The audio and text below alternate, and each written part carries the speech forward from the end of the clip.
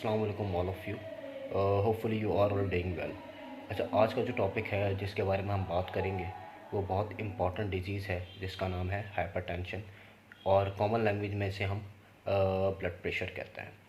अच्छा, हाइपरटेंशन जो है बेसिकली इसके अंदर होता है क्या है कि आपके जो ब्लड वेसल्स हैं उसके अंदर फ़्लो ऑफ ब्लड बहुत ज़्यादा तेज़ी से इंक्रीज़ हो जाता है, और इसकी जो मेजर कॉजेज़ हैं वो है lot of intake of salt in your diet,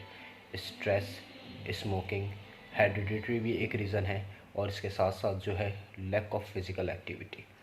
अच्छा, अमेरिकन हार्ट एसोसिएशन ने कुछ गाइडलाइंस दी हैं हाइपरटेंशन से रिलेटेड। एक नॉर्मल आदमी का जो है ब्लड प्रेशर होता है वो बेसिकली सिस्टोलिक और डायस्टोलिक प्रेशर, अगर हम इन केस ऑफ रेशो की अगर हम बात करें तो सिस्टोलिक प्रेशर उसका होता है less than 120 mm of H, और डायस्टोलिक प्रेशर होता है less than 80 mm of H. अच्छा, सिस्टोलिक उसे हम उस प्रेशर को हम बेसिकली कह रहे होते हैं जिसके अंदर आपका जो हार्ट है वो कॉन्ट्रैक्ट कर रहा होता है, और डायस्टोलिक उस प्रेशर को हम कह रहे होते हैं जब आपका हार्ट रिलैक्स कर रहा होता है और उस हार्ट के अंदर जो है वो ब्लड फिलअप हो रहा होता है। इसके साथ साथ अगर हम बात करें कि जैसे ही एक आम आदमी का ब्लड प्रेशर जो है वो एलिवेट कर रहा होता है तो उसके अंदर जो उसका प्रेशर होता है वो 120 से लेकर 129 mm ऑफ एच होता है, और उसका डायस्टोलिक प्रेशर जो होता है वो less than 80 mm of H की जानिब आ जाता है। अच्छा, स्टेज 1 के अंदर अगर हम बात करें तो इसका सिस्टोलिक प्रेशर जो होता है वो ऑलमोस्ट 131 से लेकर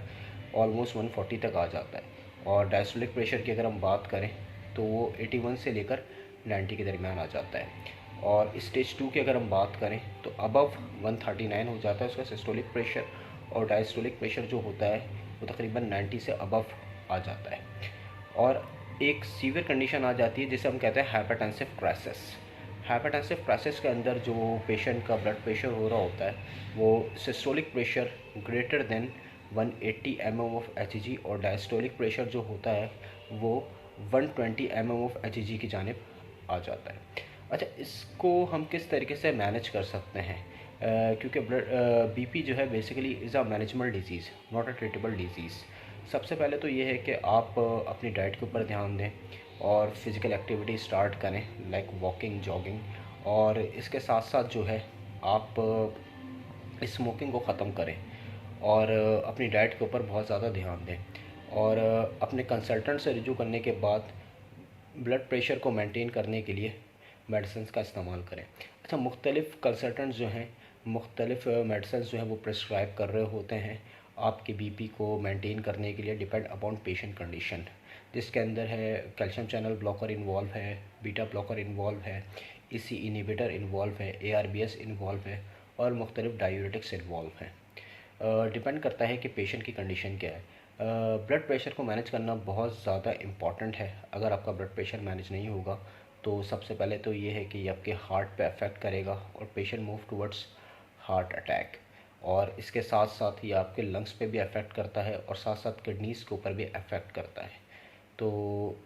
आपको जैसे ही फील हो कि आपका जो प्रेशर है वो नॉर्मल नहीं है तो अपने कंसल्टेंट से जो है वो फ़ौरन रिव्यू करें और कोई भी मेडिसिन जो है स्टार्ट करें